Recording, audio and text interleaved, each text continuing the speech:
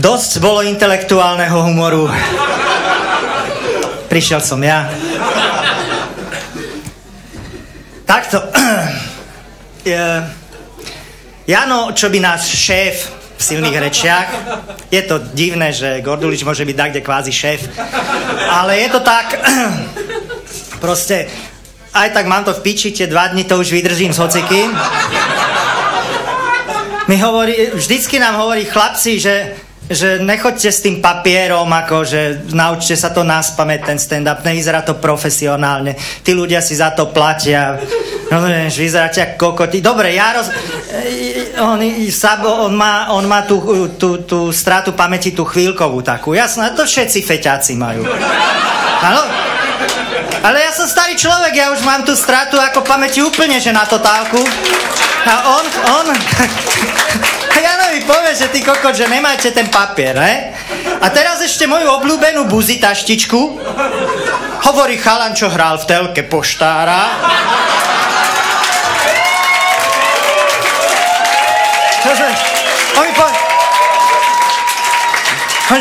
Onže nenosívaj tú taštičku, to si daj dole. Dobre, ja viem, že som akože vypracovaný ako... A čo? Ja viem, náš osud je ťažký, my keď sme pekní, však. No, ale... Tak som si dal aj taštičku dole, ja som dal aj také, že monotematické tričko, že koniec sveta, tak tu mám nejakú tú svetu, tú polnočnú pannu. Hovorím, 2 dni, to je jedno, aké vyznanie, aj tak som jebol celý život na to. Dobre, ja musím mať dneska papier, lebo ja skutočne, bol tu ten povrchný plítký humor a ja mám dneska, ja som robil takú analýzu, je tam kopec odborných názvov, mien, čiže ja si to musím čítať, ja som vychádzal z odbornej bulvárnej literatúry. Je pravda, priatelia, ako zmierte sa s tým, takto, koniec sveta bude, to je na istotu za 2 dní. My sme v pohode, lebo k nám to dorazí jak všetko, tak o 20-30 rokov neskôr. Čiže všetko sa dookola dojebe, ale na Slovensku bude ten koniec sveta, ale vlastne neskôr, lebo my sme so všetkým tak pozadu na Slovensku. Čiže ako my sme relatívne v pohode, aj keď to všetko jebne. Ale je to fajn, že vedci, archeológovia, matematici, šarlatáni, mágovia, NASA skúmajú, hľadajú, bádajú, vysvetľujú, prepočítavajú tieto pičoviny. Áno? Ja viem, kde je odpoveď, prečo bude koniec sveta. Stačí čítať medzi riadkami. Áno? Čítate medzi riadkami a keď ste akože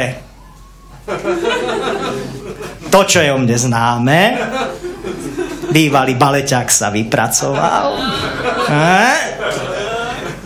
Takže ja sa to s vami od tieto múdrosti podelím a dáte mi skutočne za pravdu, že koniec sveta musí prísť, lebo pointa je vlastne, že keď niekto toto píše, niekto to vydáva a niekto to dokonca tlačí, číta a platí za to, tak je najvyšší čas, aby sa pátek ten koniec sveta dojebal.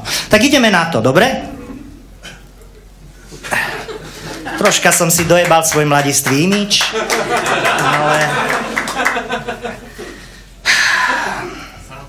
Poďme na to. Bude koniec sveta, lebo Ďurovčík sa rozišiel s Nelou.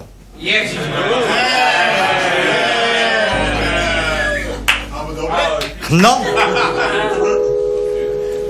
Mojsejovci sa rozviedli. Boris Kolár už 3 týždne nepovil žiadne nové dieťa. A to je kurva varovný prst. Farmári sú nazúrení na Markízu. Sklenáříková sa rozviedla po 14 rokoch. No, pritom ani deti nestihli, aké by boli. Múdre. Černý futbalista. Bílá modelka. No, ale nevadí. Našťastie je koniec sveta. Top modelka Kocianová vyšla von bez make-upu. To už musí byť koniec sveta. Hnída. A? Homosexuáli držia líniu. Dobre, neboj sa toho, neboj sa prejaviť. Máš páži nejakú top modelku, ne?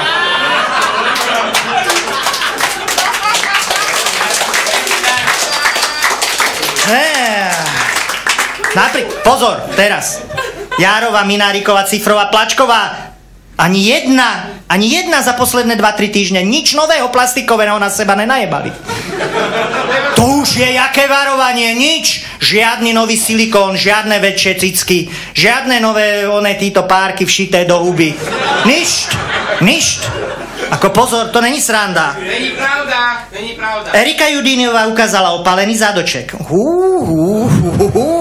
To vidím koniec sveta skôr. Prepiš tu skrúcaného, áno. Maštalír zdrhol s Milenkou Turianovou po nočnom záťahu. Koniec sveta. Šuvadová. Náhodička, že to tu mám. Šuvadová sa už stretáva s bytosťami svetla. Ale pozor, ona žije v Amerike, čiže to je to, čo som hovoril. Oni sú tam dopredu, čiže k nám dojdu až pátok chalani, ale akože Šuvadová ich už vychytila tam. Slávik na záťahu mal nepríčetný pohľad a problém s chôzou. Vidíte, to sú tak dôležité pre nás život, informácie, ktoré sú varovným prstom a vysvetľujú, že koniec sveta príde. Ja si myslím, on s chôdzou možno mal len unavený, hľadal nejaký príjemný vagón, kde by si oddychol. Tak, že by si odpočinula. Tak. Ďurianová nemoderuje ples v opere, lebo sa stará o vlastné malé dieťa. Toto už, keď není náznak konca sveta, tak už nič. Modrovský výrazne schudol. Buď nový díler,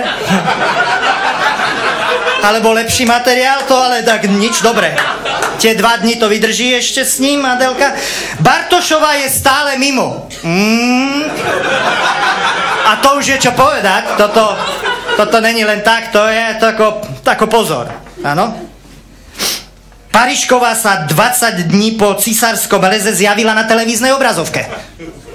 Čože? No, zhrozené otázky. Čože? Proste, aj vy to určite dakedy máte. Rozumiete, že nespíte celú noc kľudne. Metáte sa. Neviete, čo bude s vašim životom. Teraz zvlášť do pátku. Ale ráno kúpite hodnotnú literatúru a pravda je tam. A preto poďme ďalej. Haberová dcéra sa rozviedla po 4 rokoch. No. Haklová, to je taká pseudocelebrita, mala alkoholové vyčínanie so striptízom a zásahom ochranky. Sa mi odľahlo na srdiečku, keď som sa to dočítal. Zdenke pred nej vyliezali počas priameho prenosu v STV prsia. Ne, práve ty debil. Dara Rollins mala 40-ku a nemala žiadnu veľkolepú party. To je koniec sveta. To sú všetko overené správy na koniec sveta. Len ich počúvajte, dávajte si k tomu, že koniec sveta. Andrea Verešová po rokoch opäť ukázala prsia. Má ich nové, silikónové. Koniec sveta. Müllerová dcéra má nové pery. A kokačica šokuje. Koniec sveta. Tvínska Daniela má manželskú krízu s Jančichom. Čo je Jančich?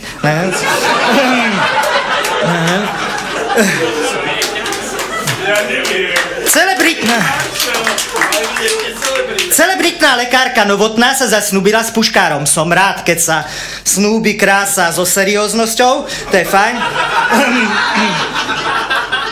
Modelka Soňa Skoncová mala šaty za 10 000 eur a bežne. Hoci kto z vás nosí šaty za... Ale píšu to. Čiže môže to byť náznak. Herec Ajdy Hajdu chudne. To sú veci podstatné. Poďme ďalej, to sú Braňo Mojsej nastúpil na 10. protialkoholické liečenie. To je podľa mňa začiatok sveta, ale nevadí, tiež to sem patrí. Román Jozefa Banáša čítajú už aj Indovia vo svojom jazyku hindi. Toto som ja od malička túžil vedieť. A keď to viem, oveľa lepšie sa mi piatok bude zomierať. Áno? S predstavou, jak malý Indi v jazyku hindi číta Banášov román. Víš, vedľa kravička, vonnej tyčinky. To je krása. Prepustený Farkašovský si nedá pokoj a žaluje Markízu. To je koniec sveta. V modrom z neba plakali. Náhodička.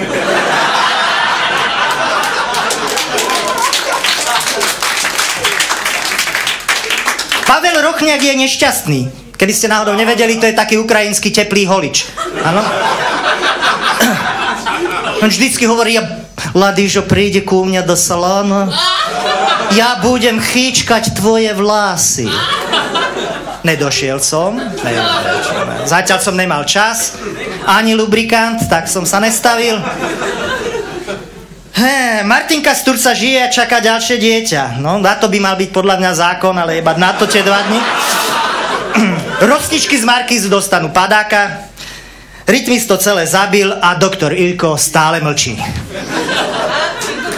Toto bola literatúra faktu, ktorá vám musí povedať, že koniec sveta sa naozaj blíži. Ja už len také osobné mám. Vždycky ku koncu roka vidíme sa tu posledný krát minimálne z 2 dôvodov, že buď bude koniec sveta, alebo sa už uvidíme až v januári. A posielajú sa také, že PF-ky, drž piču už s tým pohárom.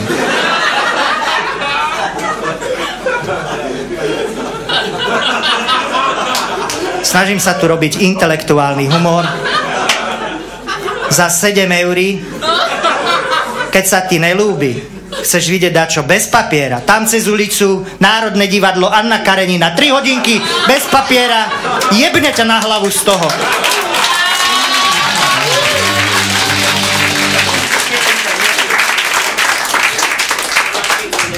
Moje PF-ky, pokiaľ sa nemýlim, znamená to per felicité, pre šťastie PF. Takže najprv by som si dovolil moje PF-ky pre dámy. Parádnu frizúru, pekného frajera, pravidelné financie, peknučké fáro, pomenej fejkov.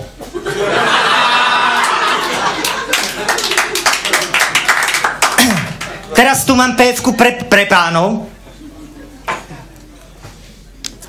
Perspektívnu firmu, preplatené faktúry, poker face, pevný falus, parádnu fajku, perverznú frajerku. Mám venovanie aj pre mojich PF-ku pre mojich kolegov zo stand-upu. Popiči fóry a pre vás všetkých tu za to, že sem chodíte, niektorí dokonca aj pravidelne, za to, že sa dobrovoľne na siu smerete, dávate nám vaše love, síce málo, mohli by ste viac. Vám publiku prajem požehnané všetko.